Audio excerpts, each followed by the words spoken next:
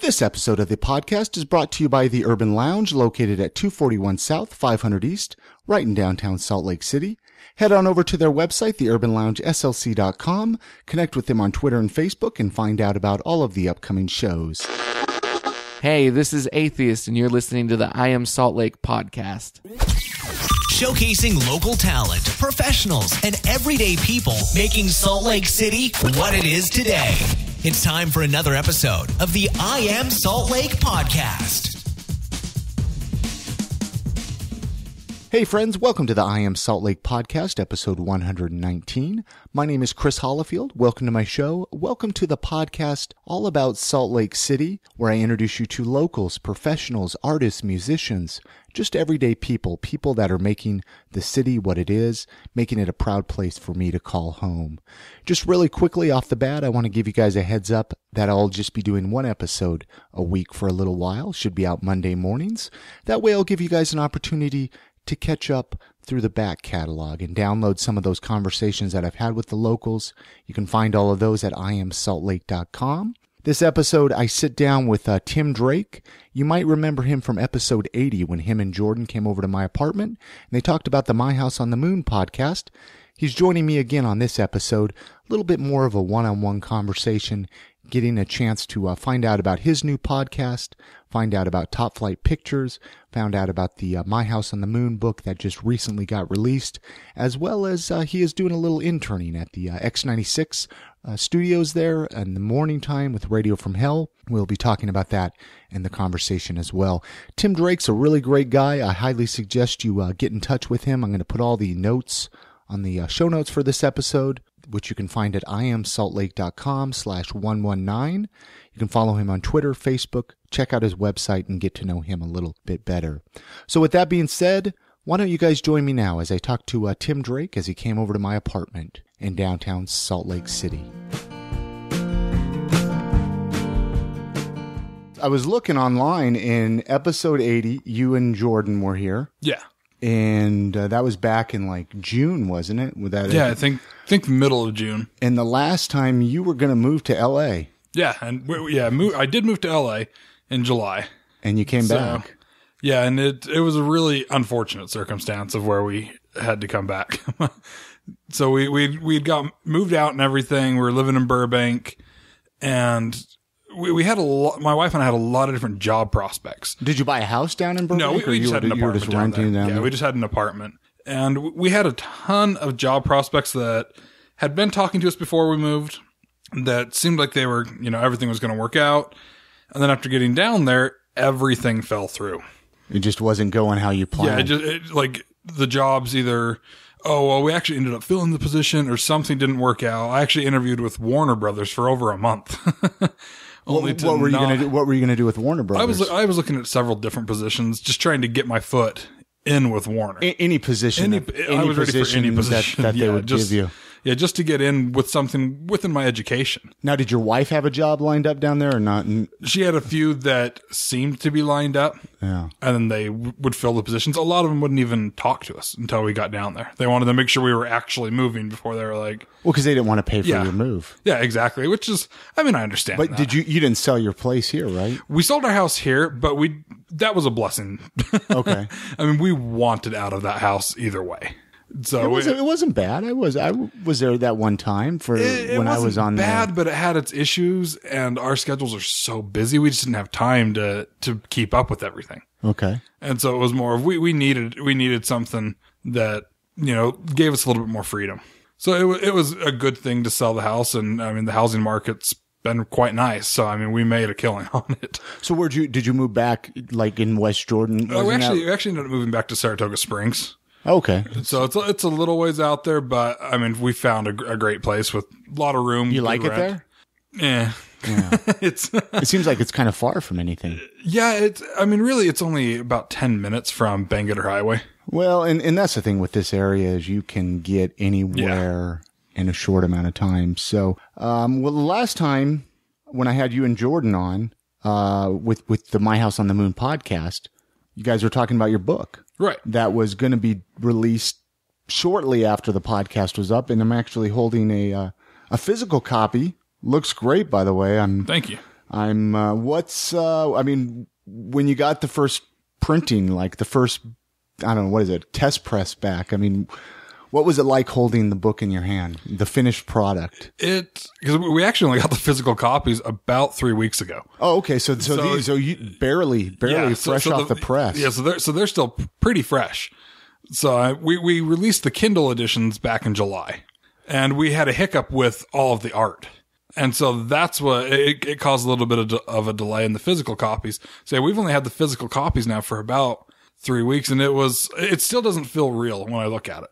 Like it's not, it doesn't feel like it's like my a dream, book. Like a dream or something. Yeah. You're like, wait a minute, that really is my name. Tim Drake's on there. You know? Yeah, it's weird to look at. Even when the Kindle released, it didn't seem like I actually had a book out. So how does that work? Like with a Kindle release, I mean, do you have to like pay somebody to get it into that form, or can anybody do that? Or Jordan took a lot of the responsibility on getting that taken care of, where it's who we printed it and published through was CreateSpace, and they give you all of those tools to make that possible. So Jordan just formatted it with how they said to and uploaded it. It was that simple as far as I know. It's pretty cool. I mean, how anybody really, I mean, back in the day to become a published author was such a hard thing. And now, I mean, it's people can make their dreams a reality with your book. Have you gotten pretty good response from the book so far? Yeah, we've had a really good response. We've been giving away through Kindle a lot of free copies. And the first bunch that we gave away, I was like, I'm going to try to tweet a link to every single celebrity that has influenced it. Yeah, why not? And I mean, right away, Michael Ian Black actually responded.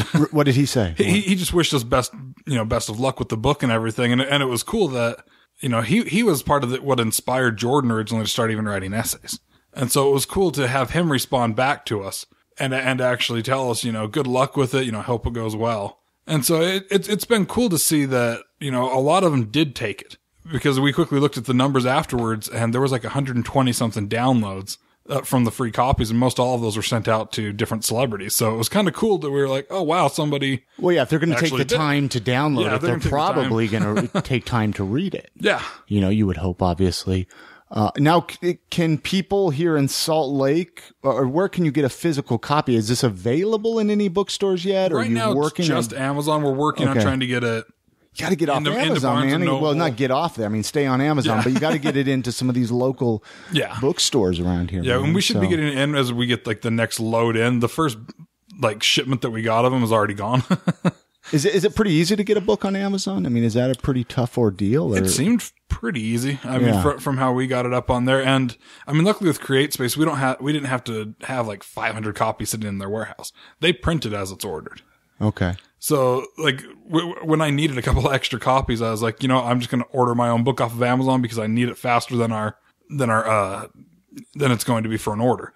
So I quickly ordered it, 2 days, had it sitting on my doorstep. And it's probably pretty cool. Like on Amazon, people can leave reviews. I don't know if you've gotten any reviews. We've had a couple of reviews so far. And it's kind of positive. Kind of neat to see. Oh, okay. And I mean, do you want to go on like any book tours or anything with this? I mean, you ever thought about doing that, or is that kind of like? We have little thought too about big it right now. We have thought about it, but I mean, it's a little bit too big right now. I mean, I don't think we have enough of an audience yet to justify spending the money to go out on a book tour with it. But hopefully it'll come to that we can do something with it. That'd be I've thought about it recently. I've always wanted to write a book. I mean, I've always enjoyed writing, and I was like, it'd be neat to write a book. I mean, especially it is kind of nice to have a book with a podcast. You know what I mean? Just kind of something to tie it all in. I mean, speaking of the podcast, are you guys still doing My House on the Moon, or are you kind of doing a new project, which we'll get into here in just a second? Yeah, we're still doing My House on the Moon.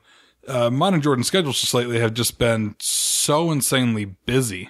Well, didn't Jordan go down to California with you? Did he move down there too, or he just drove you down there in the U-Haul? He drove down with us since, we had both of our cars to drive down plus the U-Haul. So he actually drove down with us and helped us with that, with the moving and everything. But so you're still doing the podcast with him and kind of sporadic right now? And we're looking at kind of, with our earlier episodes where we did a lot of the spoof how-to type episodes, we're actually creating a bunch more of those because we kind of strayed away from that, and that's what got us our original audience. So we're like, we need to do some more of those. So right now we're kind of working on building a bunch more of those as well to kind of trickle in with some of the interviews so that it's a balance of our comedy plus just our interviews as well. I gotcha. Now, again, before we get into, I know you're doing a podcast and some stuff that you want to talk about, but you're interning at X96, right? Yeah. How did that come about? I mean, that's cool, man. What talk about that? Like, how did that come about for you? It was about 2 weeks after we'd moved back from Los Angeles, and I actually saw you just days after we moved back. Yeah, what was that? That was at the Geek Show. The Geek Show benefit for Shannon. That was a great night. Wasn't that funny? Oh my God. I was so excited. It was sold out like so quickly. And, a friend of mine, Futzer, I don't know if you know him, he texted me or something. He said, "Hey, I got an extra ticket," or something like that. And I was like, man, I'm there. I want to, and so I was so excited to be able to go. And I mean, it was such a fun night. And then I saw you and I was like, I thought you were in LA. Yeah, it was, that was the common reaction that night. Cause we had just barely, I mean, half of our apartment wasn't even unpacked yet, but I really wanted to make sure that we were there. How'd you score a ticket? Did you just, I knew what day we were going to be hitting back into town. So you just bought a ticket right away. And I'm friends with Shannon on Facebook, even though we've never really met in person. We've had bump-ins. Yeah. But I'm friends with Shannon. I saw everything that was going on and kind of following what Carrie was posting. And so when I knew when we were going to be back, I quickly grabbed a couple tickets because I wanted to make sure to be part of it. And I was waiting for a payday. That was my excuse. I was like, well, it's not going to happen until this date. I'll get paid on that and it won't sell out.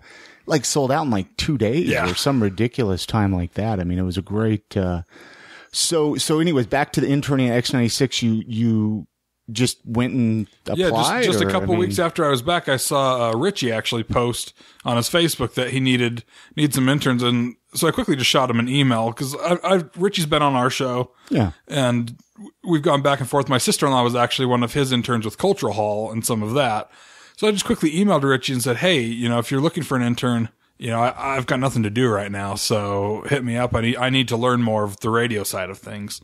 And he emailed me back and just said, "Call me." So I called him as they got off the air the next day, and he answered and just said, "When can you start?" So what are you doing there? I mean, is it it's in the morning with it's in the morning with radio from hell. Like what time do you have to get in there work? I'm in there at 5:30 in the morning. Gee. Yeah, I leave my place at about 4:45 each morning. So are you a morning person? I am, but not a 4 o'clock in the morning person. Well, who is? Well, surprisingly, I've become very accustomed to it. Yeah. Where I used to, and I kind of like it. Back in the day, I would always run on 5 hours of sleep or not because I was so busy. And I've started to get back into that now where I'm so busy with so many different projects that sleeping 5 hours a night isn't phasing me like it used to, where now I can get up. I'm not tired at 4:30. So do you go in every day? Yeah. Monday through Friday? Yeah, I'm the only intern that does the full week. And is that by your choice? Yeah, it's by my choice. Now, when you go to intern, I mean, do you kind of set your own hours, or is it kind of when they need the people, or how does that work? They tell you when they need you. Yeah. And you can kind of set, they recognize, you're not getting paid. So it's, you've got school, you've got your life outside of it. They're not going to fault you for that. And they're really good about that. And so it's just kind of when you can come, we need your help. But I looked at it as I need this experience. Because there were certain jobs out in Los Angeles that I wanted radio-wise, but I didn't know. So this will look good on your resume then? Yeah, so this will look great on my resume. So I figured, I'm just going to go do this. It's worth it to me to wake up and work for free to be able to learn the craft. How many interns do they have usually there? Like in the morning? I think right now we have about 6. Okay. So, and about 3 of us are on a continual basis, and then there's a few that are pretty regular, but their schedules kind of. And are they pretty usually younger kids doing it, or? There's 2 of us that are in our late 20s, and then the others are kind of in their early 20s. Yeah, like studying with school or something, communications or broadcast. Yeah. I mean, do they hope? I mean, with radio though, obviously, I've had Carrie and Gina on the show and on the podcast, and I mean, the ever so famous radio's dying. I mean, is that, I think we talked about this even with last time you were here. I mean, do you see that? Do you still see a lot of, I don't know if you see the stats. I mean, do a lot of people still listen to the radio in the morning? I mean, I guess Radio from Hell kind of has its own audience, so it kind of pulls it in that way. But do you think radio is on its way out in general, or do you think that this is going to be beneficial to get your foot in the door with radio? I think to a degree it's on its way out. Yeah. So, I mean, I think we're still several years out from seeing it completely die out. Well, there'll always be radio. Yeah, there'll always be radio. I'm even curious myself, because it's like, it would be neat to get into something with the radio. You know what I mean? But it seems like podcasts are kind of the way of the future, man. That's what people are listening to. I mean, you get music and all that. So your podcast you're doing now, I mean, you got a new podcast you're working on. Talk about that. What's the name of that? It's called On the Mic with Tim Drake. And so it's just solo. It's just solo interviews. It's going to be a twice a week podcast. And right now I've got 6 episodes up with some of the past interviews I've done. It initially started off being called In the Studio, and it was just going to simply be a music podcast. And that did not work. Now, a music podcast in what way? Like interviewing just playing bands and stuff like I that. thought maybe playing music. No, and it didn't work. Why didn't it work for Bands' schedules were just far too hard to work with be able to keep it continual. Yeah. And in the past, I've worked with a lot of local musicians, but there's only so much of a market to really drive that if I really want to drive the numbers. So I knew that I had to make it more of a broad podcast. And so I figured, I want actors, directors, musicians, comedians to get that full entertainment spectrum. And so that's what I've started doing with it now. Now, are you doing them like in person? Or are you doing them via Skype? Or you just kind of have you tried Skype interviews at all? Yeah, and that's actually what we're working on setting up right now, where I can do phone interviews with some as well. Steve-O's been in town this entire weekend. I was actually working with his publicist trying to get a full interview set up, and his schedule was so busy that I couldn't get an in-person setup, and I didn't have the capability yet for a phone interview. So it cost me the interview. But now we've quickly jumped on, and I'm hammering out everything so that I can start recording by phone, so that I can start having those big guests. Yeah. As part of the show. It seems like it would be kind of nice to do phone interviews. You can just kind of kick back and be in your pajamas and hang out on your couch. And I don't know. I mean, I don't know what kind of setup you need for phone interviews. I don't know. I like the face-to-face. The face-to-face is definitely a lot more fun. I think it's more personable. So, I mean, there's been some, as I've edited some interviews for Richie, that he's done, some of his band interviews or other interviews that he's done, where you can tell the people that he's interviewing just kind of don't give a shit. Yeah. Like they're just like, it's another phone interview. Whereas in person, people they're taking the time to get out and come to the interview. And I think it's more meaningful. Yeah. Do you find like interning at X96 has helped like with like your podcasting skills? Do you think that that's helped out at all? Editing wise, definitely. And a lot of it's even crossed over with my film degree, where some of the programming that we're using is the same stuff. So, I mean, it's helping all around with what I'm doing, but it's good to sit in and sometimes listen to the show or listen to these interviews. And it kind of helps me gauge my own interviewing skills. So, and that's something that I think is really, really beneficial. Has it helped you like even come in contact with some people to bring on your own podcast? I mean, just make your connections, I guess. Yes and no. It's more or less made me realize what I needed to do to get those people. And like, what do you mean? Like, in understanding who to be contacting. I gotcha. So where a lot of people think, I have to go to their agent. And a lot of the times agents won't even return your emails. I'd always been trying to get touring comics in here, and their agents wouldn't respond. And then I started hearing, Marc Maron and Chris Hardwick and some of them talk about, we reached out to your publicist, and they kept mentioning the publicist. So I was like, all right, I'm going to go the route of the publicist. And then I started getting the responses. So, and I had noticed as I was looking at other things at X96 is that's who's always taking care of it. It's always the publicist. Interesting. And so now I've started reaching out to publicists, that's where I'm getting contacts. So like and I might have asked this when you were on before, but like do you have like any dream interview people that you want to bring on that you would love to talk to Marc Maron? Yeah. So who wouldn't? Who wouldn't? We got to bring up Marc Maron every time we get together, right? Marc Maron. And I mean, I've met Marc a few times as it is, and he's given me good advice on podcasting or comedy, just comedy in general and writing in general. So, and it's always been very brief, but it's been nice. And I've always taken those nuggets.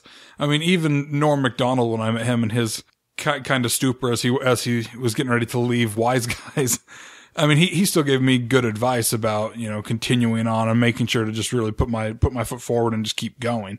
So it's a lot of those little nuggets that I always take away from these guys.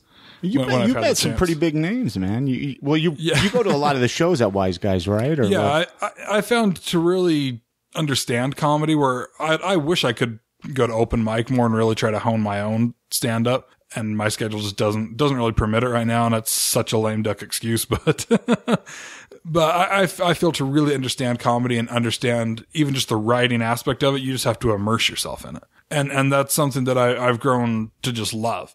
I mean, sometimes I'll hear a joke starting and it's like, I know where it's going. And even though I know where it's going, I'm excited to see how they're going to get there. Yeah. And you're working on a film now too, right? Or multiple films? Multiple films right now. I've seen some posts on Facebook, you talking about you're looking for some people to be in an upcoming film or something. Talk about, I mean, what's going on with that? Yeah, I'm actually, this week we'll be unveiling my film company. It's going to be called Top Flight Pictures. And we're filming one short that's actually our final for film school this semester. The working title on it right now is Interrogation. So, and it's a pretty crazy script. It's one of my favorites that I've written. It's very dark. What's the story? The premise is, about two brothers. One of them is, works for the drug cartel and has been arrested, and his brother is the top investigator for the city. Wow. That's pretty cool. And so they kind of have their little way of battling it out to get the information. And is this your first film you've done or no? Probably my most serious. So I've been in film school for a couple of years now. So, I mean, I've shot some, I did one last year that we really liked. There was just a 2-minute film. It was called Walk Again that I really enjoyed. And it was so thrown together. So, I mean, it's at the same time, it's very amateur, but I'm thrilled with what we did because it literally came together in about 24 hours. Now, who's we? The crew that I was working with. Who are you working with that? And even Jordan actually was the lead actor in that. And I asked him when we shot that at 9:00 the night before, and we were shooting at 6 a.m. Did you finish that film? Is it? Yeah, that one's actually. Can you watch it like on YouTube or anything? Or I know it's up on YouTube. I can't remember which page it's on. That's horrible that I don't know. Yeah. It is on the My House on the Moon website, as well as both of my websites. I want to watch it, So, I want to check it out. Yeah, we have a couple of them up there. We did a 1-minute, just absolutely stupid video that we called Personal Growth about getting fat eating McDonald's. and it is possibly the dumbest video in the entire world, but people have liked it. And so we put it out there. We had some fun with it. And we threw it up on IMDb just to get people to pay attention to this dumb short. And we started getting all these 10-star reviews, and we were like, this is so stupid. We can't believe anybody's enjoying this. And then there was like one guy from Poland that just hated it and gave us a 1-star review. And that made it even funnier to us. Did he leave any comments, or he's just a 1-star review? It was just a 1-star review. And I can't remember if he did leave a comment actually now.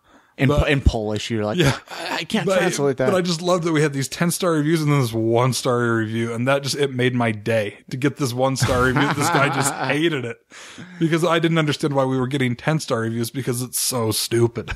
So this new film though, that you're working on, I mean, where do you want to see? Do you want to try to push that out, to the public? Very hard, or I mean, kind of like with the book, or we're definitely going to put it in and enter it into some of the short film festivals. Okay. So it'll end up being about a 10-minute film. And I mean, I really, really like where we've gone with it. So it wasn't what I expected by any means when, the other guy I'm working on it with, his name's Russ Homer. And when he first, kind of pitched the idea out, we started working on the script and we collaborated on, what we were going to make of this. And I think both of us are really kind of surprised with what's come out of it. And some of the actors that I have on it, as I've sent them the scripts, they've just absolutely loved it. On this new film? Yeah, on this new film. Are they just actors from Salt Lake? Yeah, they're actors just around Salt Lake. One of them that'll be playing one of the leads I'm actually working on a few other projects with coming up here. And he actually just just joined on Saturday. So he's only fresh to the project. He initially wasn't going to be part of it, but our scheduling and everything managed to work out where he could do it. And I mean, he's such a brilliant actor that. Now, a 10-minute film, I mean, for people listening, the time to create a 10-minute film, I mean, what's the time price? Like, how long does that take to make? I mean, is it been a year or 6 months, a month? I mean, because there's a lot of editing, a lot of cleaning it up, a lot of recording, double takes, whatever. I don't know how it works in the film. The script on this has taken about 2 months to really polish, really hone it in, and get where we want it. Because of how we're shooting it, I mean, it's really like we're shooting one scene, and that'll take us about 2 days to really get the shots that we want to make it look right. And then we'll spend about a month editing on this, because luckily with the way that this is going to be shot, a lot of the lighting will help us a lot, as well as the cameras that we're shooting on. So it kind of lets us cheat a little bit where we don't have to do a ton of editing and really spend the time doing that. But I mean, still we will be spending a month on 10 minutes. So when you go shoot are you shooting it in the city or out in do you have to tell anybody, give anybody a heads up saying, I'm going to come out here and film or? Yeah. And anytime you're using like a city or anything like that, there's always somebody that you're going to want to be alerting. And any permits that you need. Luckily with a lot of this, I don't know if you've seen I know Fox 13 has been over at Salt Lake Community College the last week, showing off the sound stages and everything, as they, spent $45 million on this massive new media center at Salt Lake Community. At the South City campus.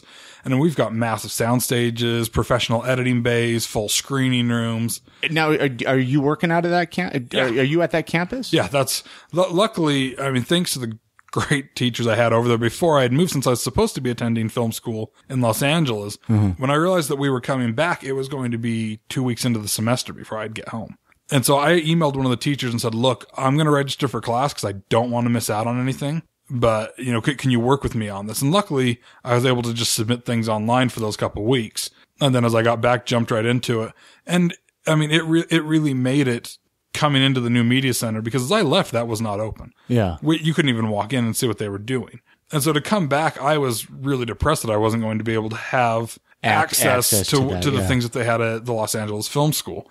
And when I walked into the new media center the first day, I was just like, holy shit, where am I? Like this, it was amazing what they had there.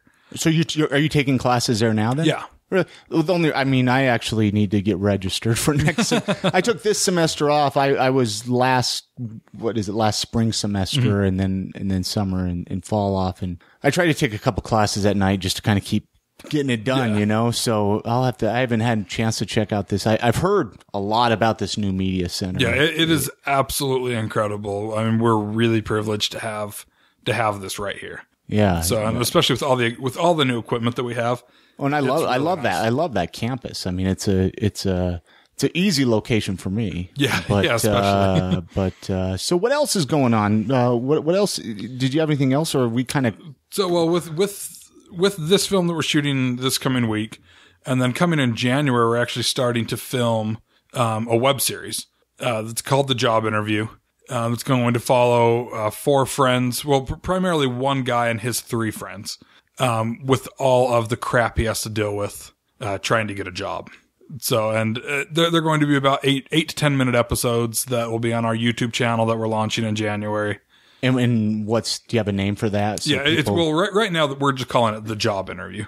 So, of the YouTube channel. The YouTube channel will probably just be called The Job Interview, so people can go right to it. Right to that show, yeah. So, and we're still in the process of building all that up, but we've been building the crew for that right now and starting to cast it. And I mean, we're really happy with what we've built. It came kind of out of angst that I started writing it. So kind of like a series, kind of like a little mini series. How many episodes do you? Right now we have 10 episodes planned. Okay, and we're trying to decide if we're going to be releasing it weekly on YouTube, or if we're going to do this whole binge watching thing and just try to release all of them. I think it'll really kind of depend on how quickly they film, because we're planning to launch the first episode probably the first week of February.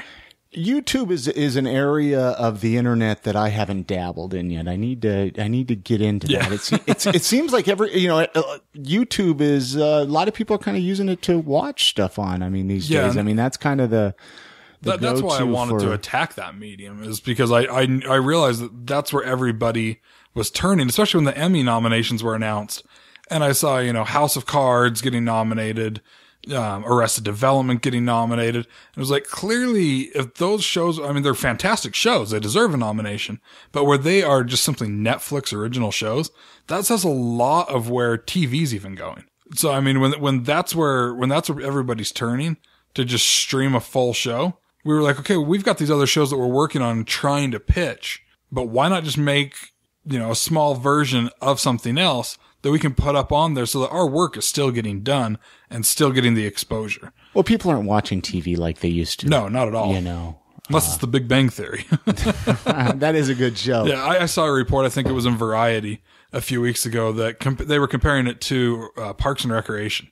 The Big Bang Theory on an episode had like 18 million viewers. What? Where Parks and Rec had like 3.7. And they were saying, I like Parks and Rec a lot better, though. And then they were saying it's the difference in the comedy, because Big Bang Theory they give you the joke. Here it is. Yeah. And they said, we're just on paper, Parks and Rec should have more viewers. When you look at that cast of, Retta, Aziz Ansari, Amy Poehler, Rob Lowe, Adam Scott. It's such a strong comedy cast. Chris Pratt even. There's no reason it should have that dramatic of a separation from Big Bang Theory. It's just a different audience. Yeah, it's just a totally different audience. Plus, the comedy of Parks and Rec's a little bit smarter in the way that it's written, where they make you think about the joke. Whereas Big Bang Theory is just like, here's the joke. And I love both of those shows. But yeah, it's crazy to see where TV is now. What's your all-time favorite TV show? Ooh.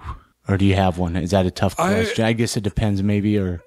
I think it'd be a toss-up really between Simpsons and Seinfeld. Okay. So because if you go through every day and think about some ridiculous event that's happened, you can relate it to an episode of Simpsons or Seinfeld.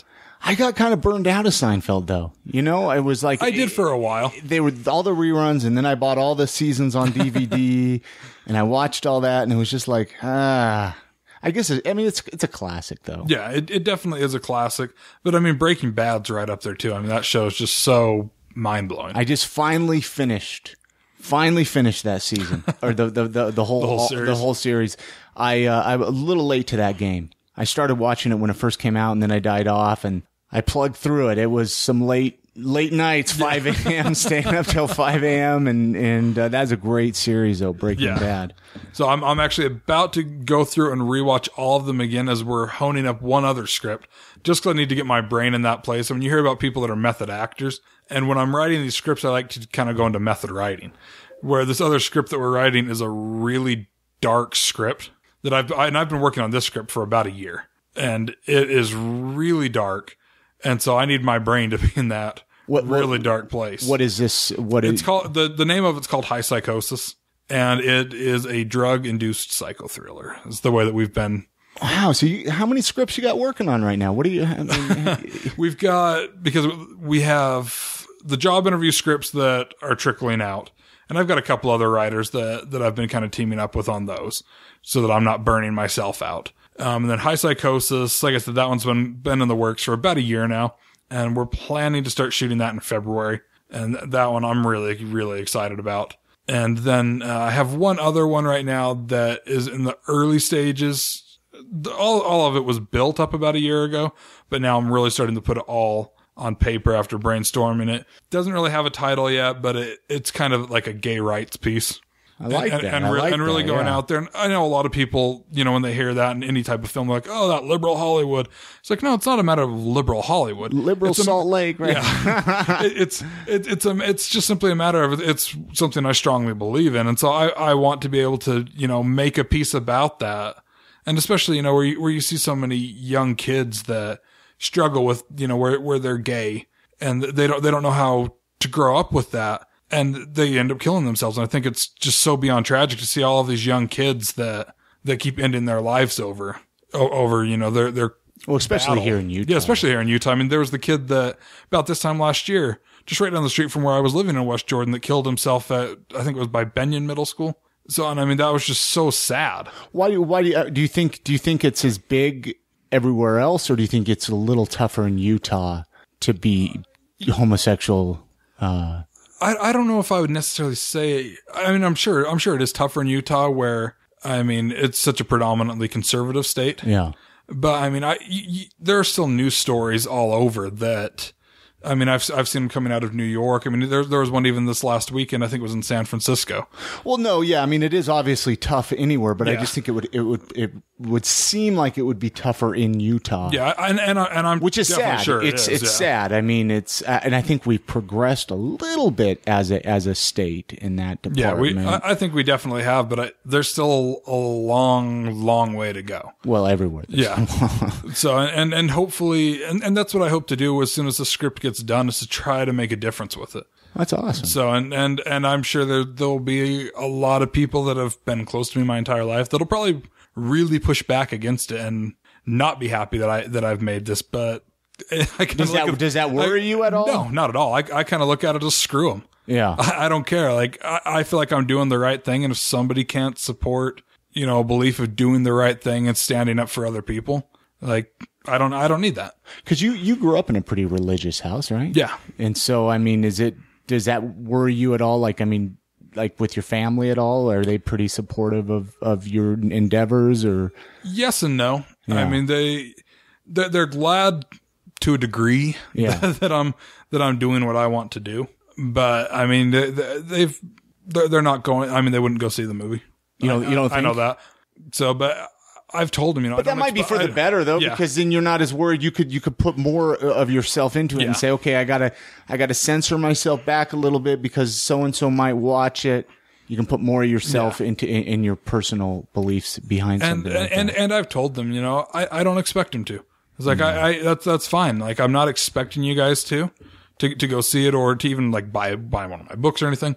That's okay. Like, Has your family read any of? they've read bits and pieces of it and they weren't happy about it. So, So there's some stuff written in here that a little controversial in the My Yeah. House on the Moon book. Huh? even in the My House on the Moon book, there's, and I wouldn't even say it's controversial. It's just my sense of humor. Yeah. So, I mean, there's one chapter in there that's called Jesus and the TSA. So, and it's just because of, in Western culture, we see Jesus as, this white guy that should be, doing push-ups next to, Chris Hemsworth.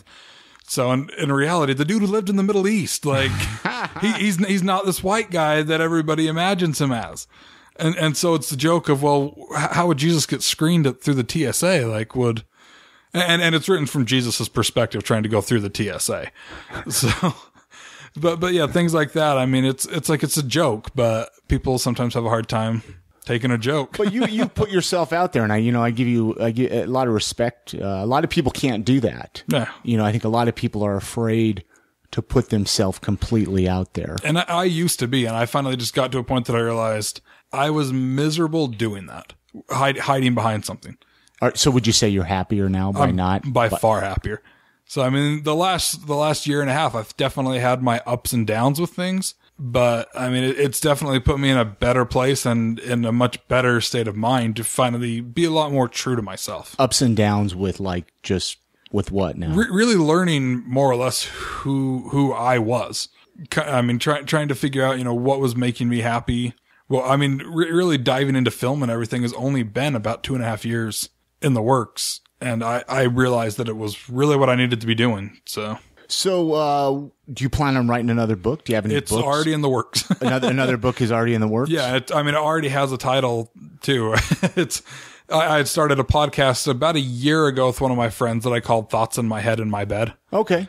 Yeah, I think you were talking about that a little bit the last time you were on the show. Yeah. And we recorded 4 episodes of it, and he just wasn't able to do any more. And it was just like, they were good episodes. So we actually combined all 4 of them and made them into a My House on the Moon episode so that they wouldn't be lost and people could go back through and listen to those 4 episodes. But I liked that title because I based it off of just the stupid things I think about before I go to bed at night. I like that.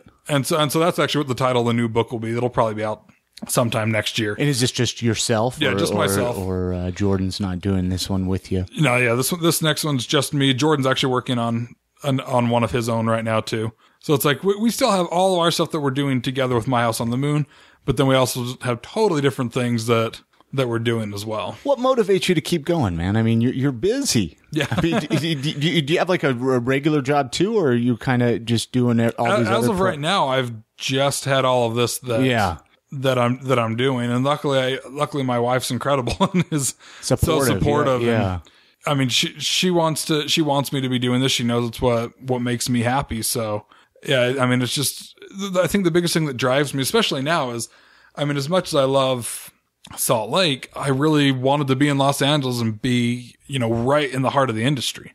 And so at this point, it's like, we know what we need to do to be able to, have careers out there at this point.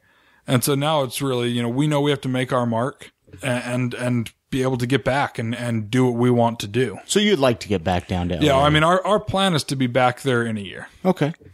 So that's the plan, is to be able to move back in a year. And there's nothing that would keep you here. I mean, come on. I want to keep you here, Tim. If a bunch of the industry suddenly plopped itself right here, then yeah, that would do it. But fortunately, there's just not enough work for filmmakers to really, be successful. I mean, you have the only two I can really think of that have really made their mark that, are from here and have really worked here have been like Rob Diamond and Richard Dutcher. Okay. I've heard the name Richard Dutcher. I'm not familiar with Rob Diamond does a lot more of like family films, but he's been very, very successful, and he's a fantastic director. So I know he teaches an acting group somewhere downtown. So and runs a talent agency, and he's fantastic at what he does. So, and I mean, it's awesome to see that those guys have, made their mark, but you just don't see a ton coming out of Utah. Where I would rather be fighting for it. And no, I hear you. I mean, sometimes, I even have thoughts cross my head, and it's like, if you want to be successful at something, as much as like, I want to keep everybody here in Salt Lake, it's like sometimes you have to go where the jobs are, where the action is. And Salt Lake doesn't have everything. I mean, as much as I'd like to pretend it doesn't have everything that you might need. Any other projects you got going on that you wanted to talk about, or have you kind of touched on everything? That's the bulk of them. And, if people join up on some of my Facebook pages, they'll be able to see, and especially any actors out there, or anybody that wants to work on some of these crews. I mean, right now, as soon as we start filming High Psychosis, we're really hoping to get some funding behind that so that we can be giving people paid jobs to be doing that. So whereas the job interview as well, we're trying to make sure that we have money behind that. We're actually in the signatory process of trying to get it accredited by SAG. So that, for people that don't know what SAG is, it's the Screen Actors Guild. So when you hear about the SAG Awards every year, it's the same union there, SAG-AFTRA. And we're trying to get it, accredited under their under the new media. Is that pretty tough? So far it's been a pretty smooth process. So, and hopefully it'll continue to be a smooth process. I mean, they've been great to work with.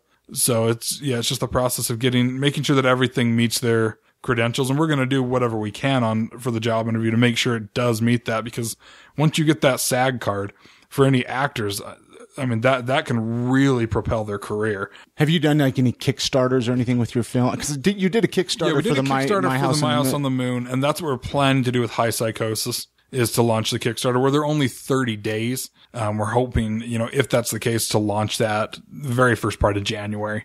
It seems like Kickstarter's been successful for a lot of people, man. Yeah, it definitely has been.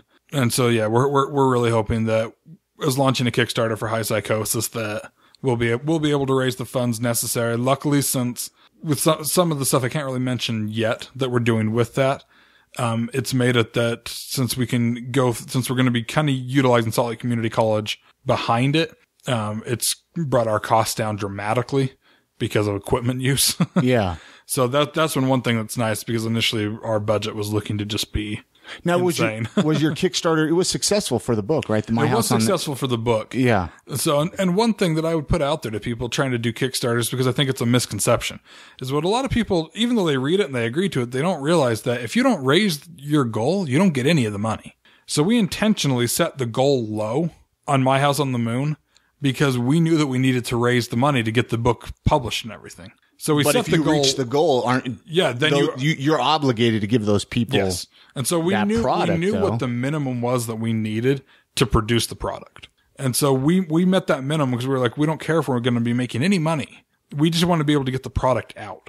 And so we knew what the bare minimum was we needed to deliver all of those. And so we figured that bare minimum out and set the bar right there. Do you think some people reach too high? Like their goals are just way too high? Oh yeah. There's some for, I mean, I've seen people put out for albums that they're asking like $5,000 to help produce an album. Like, there's no way. And I'm like, you don't even play shows. Who's going to be donating to you?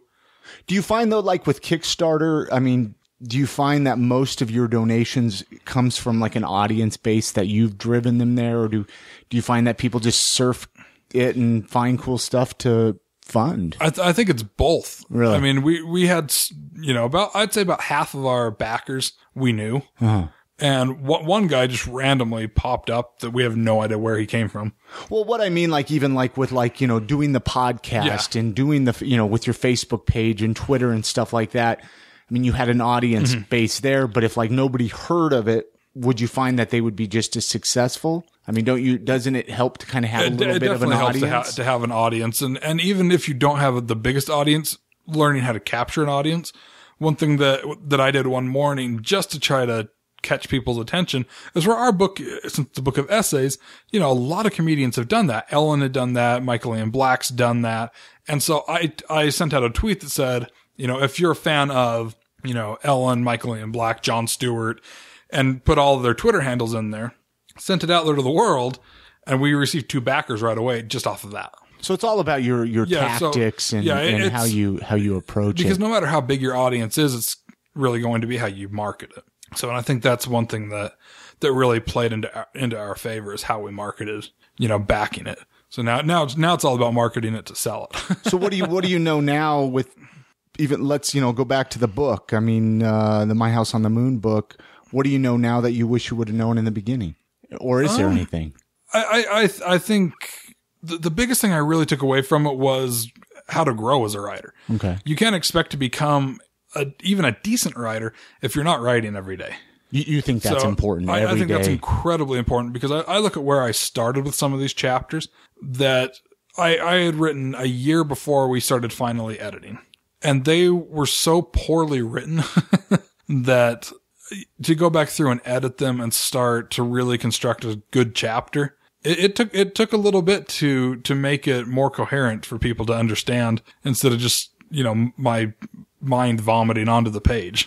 What about like if somebody says, well, I feel like I have nothing to write about? What would you recommend for write about how you have nothing to write about? Well, I mean, just write every day. Yeah. Ideas will come. So, and that's really, even with this other book that I'm working on, there were some of the chapters that didn't end up in the My House on the Moon book that I still wanted to build up, and some of those will end up in there. But my entire preface that I ended up writing just came because I had a really, really shitty day. And so I was able to just sit down and I just started typing. And it evolved into something that I wouldn't have expected, but I love where it ended up because it was true, honest, and raw. Do you have like a certain place, like in your house? Do you go to parks? I mean, is there a certain place that you like to write at? I mean, I have a new studio set up in our place now. And I mean, I'll go in there to write sometimes, but I mean, really wherever. So sometimes I'll try to go over to Barnes and Noble just to take my mind out of everything else around me and, just grab some Starbucks, sit down and start typing. I just wasn't sure if there was like, like a place that inspired you, or kept your mind focused, kind of like you're saying with Barnes and Nobles, keeping focused on your task at hand. I think one of the most inspirational places was really while we were living in Burbank, because I mean, just being surrounded by everything, entertainment.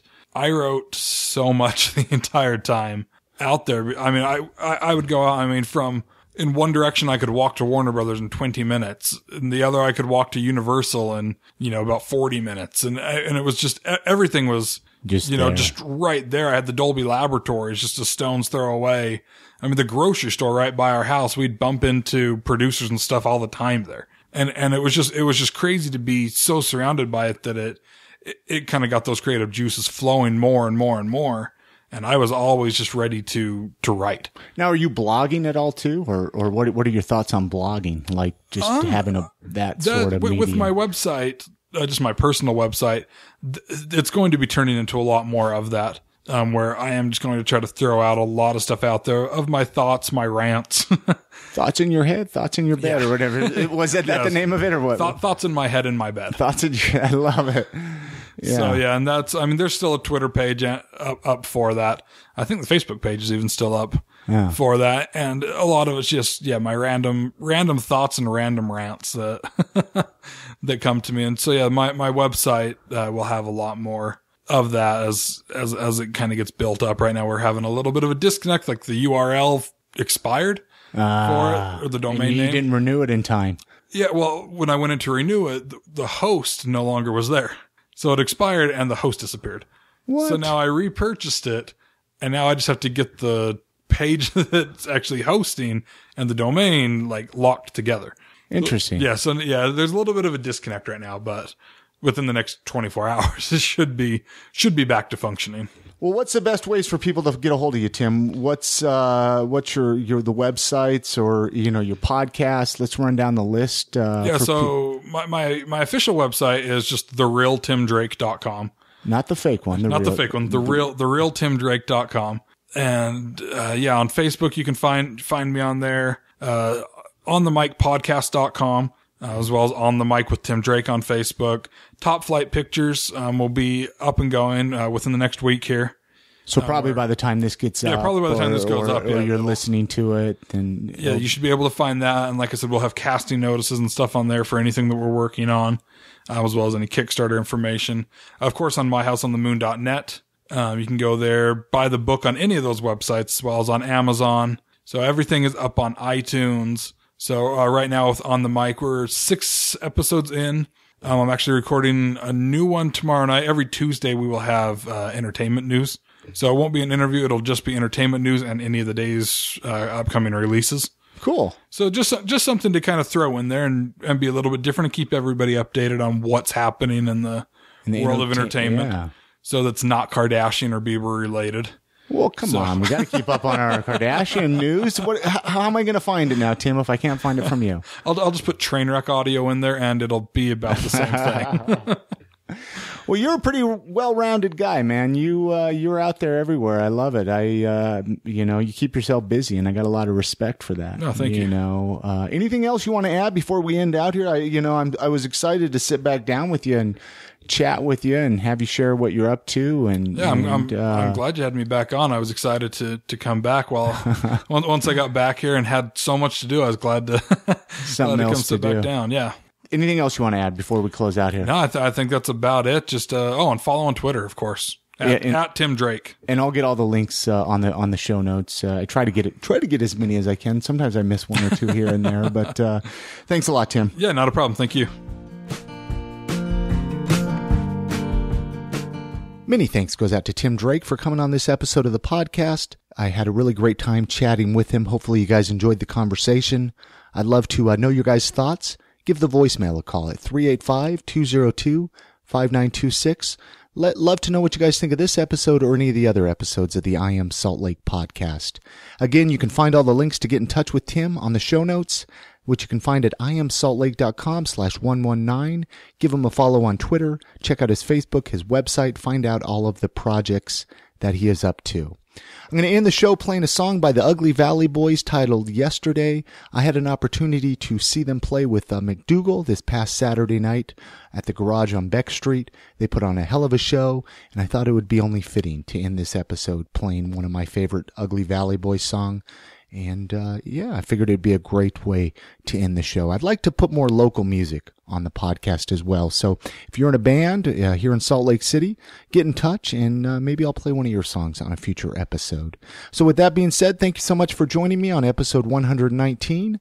This is the Ugly Valley Boys with Yesterday.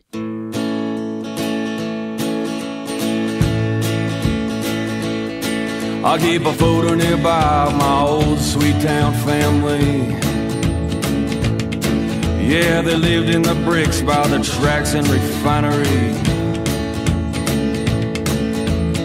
Just like the steam from the old Bay Street hot springs, where the sounds from Grandpa's guitar still rising. Now the Ugly Valley Boys are in the back of the neon shop, where they're cutting out a rhythm between the trailers and old John. My friend the barber hits the upright bass low. Yeah, we're striking up the sounds, trotting through as a back road. And I said, take me back to yesterday, to the song that I loved as a child. You were there, and I was young, saying, now let me feel good for a while. It was you that I've been looking for. It was you I've been waiting on.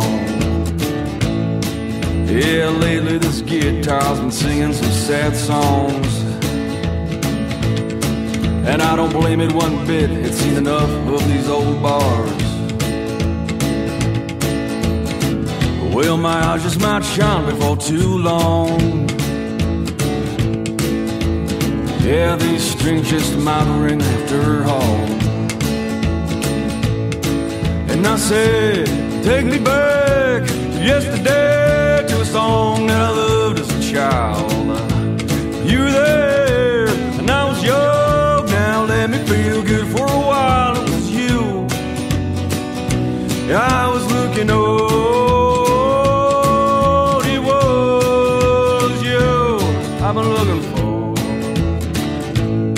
Well, I've known enough beer and I've met enough whiskey, yeah, to know they just flow to an ocean of misery.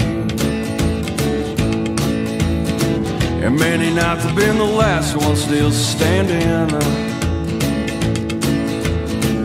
moaning out with the blues till the morning. And I said, take me back to yesterday, to a song that I loved as a child.